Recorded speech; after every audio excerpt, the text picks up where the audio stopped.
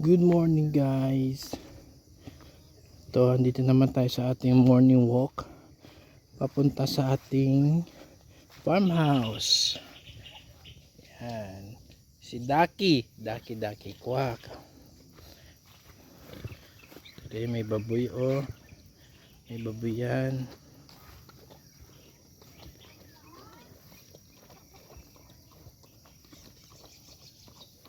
Yan. Yan oh. Sarap na sarap sila oh.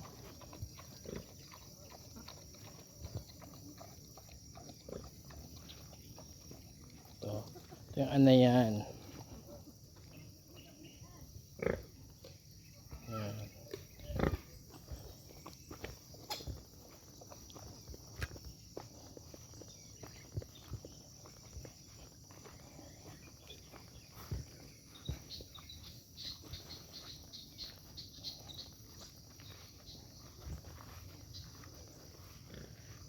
Guys, ito alam nyo ba, itong field na to inaararo lang ito using the kalabaw. Tapos yung kalabaw ng farmer na ito matanda na rin, kaya my heart goes aching pag nakikita ko yung farmer dito. Mag-isa lang siya, mag-isa lang niyang inaararo yan no? Yung maisa na yan. Yan, pakita ko sa inyo kung gaano kalawak yung inaararo niya mag-isa, yung kamaisan niya. Yan.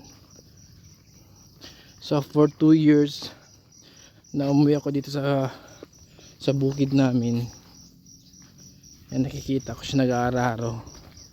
So ito yung maisa niya guys.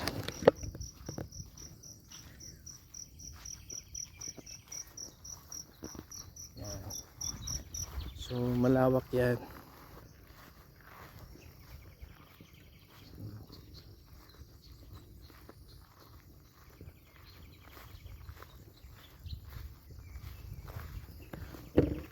Yan.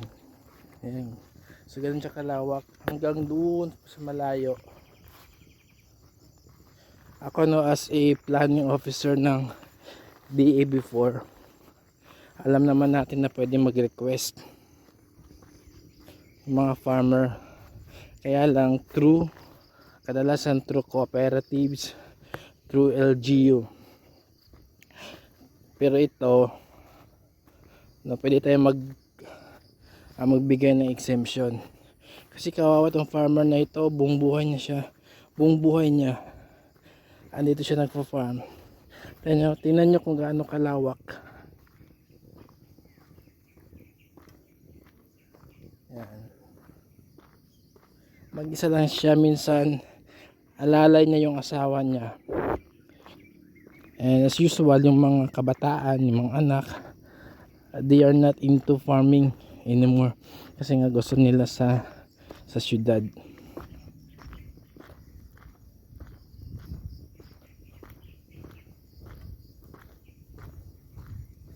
So ang gagawin nating initiative dito, mag-request ulit tayo sa Office of the President, and then the Office of the President i-endorse nila sa DA. Idiretso natin sa Office of the President kasi pasigurado.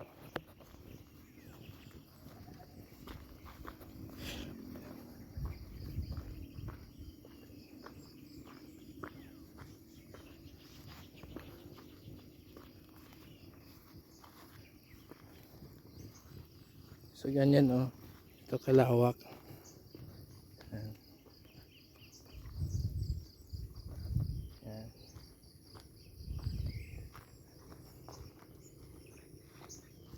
Yan. So I bear witness sa hirap na pinagdaanan ng farmer na ito. Sana makasalubong natin siya. Andun natin siya sa andun sa baba. Sa baba dyan nagpark ng kanyang mga hayop. So bukod sa pagmamais, meron siyang mga livestock, meron siyang, ayun nga, nakita natin kanina yung mga pato, baboy, meron din mga kambing.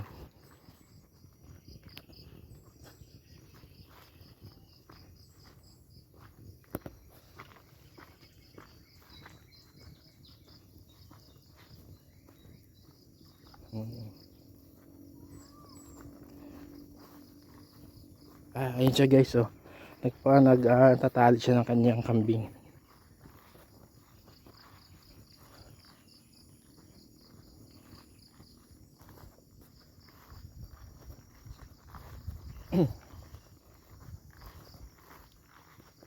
Gerits, halika.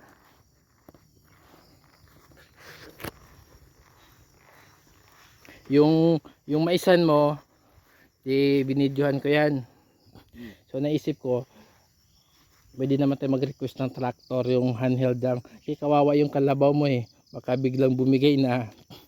Mas maganda meron tayong tractor magamit natin dito. Yan. Kaya binablog ko siya para isabit natin sa Malacanang. Ito guys, ito si Kuya Rito. Siya yung nag-ano dito ng mais. Yan, kung gaano siya kahaba. Ganun din kahaba ng pasensya ni Kuya Rito sa pagmamais. So, Kuya Rito, baka pwede ka mag-request tractor. Pwede. Kaya aron karabaw na ko nga dili luya ba. O yung kalabaw kasi niya matanda na rin, mga ilang taon na yun. Mga 22 years. Oo, akala mo 22 years. Yun yung bumubuhay dun dito sa pag-aararo niya dito sa field na ito. Kaya every time nakikita ko sa Kuya Rito, parang medyo masakit sa loob natin kasi nga taga DA tayo, kailangan natin may pataas yung antas ng pamumuhay natin.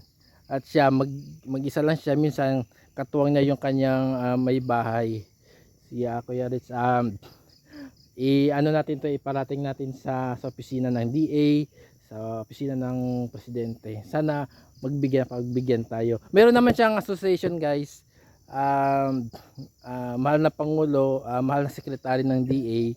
So pero dito kasi sa area na ito, halos sa kanya lang may malaking production. Kaya sana kahit ano man lang magamit namin dito. At hindi lang siya, pati na rin ako ay magamit namin yung tractor. Kasi yung kalabaw parang phase out na yun eh. Nasa modernization na tayo, dapat makina na dapat ang ginagamit natin eh. Kaya sige, sana pag-pray natin na mapagbigyan natin. So yun lang, Kuya Rich. Sige, salamat. So ayun guys, si Kuya Rito. Punta naman tayo dun sa aming malayong farmhouse. So hanggang dito lang muna ha. See you in my next vlog, kung ano man yon. Bye.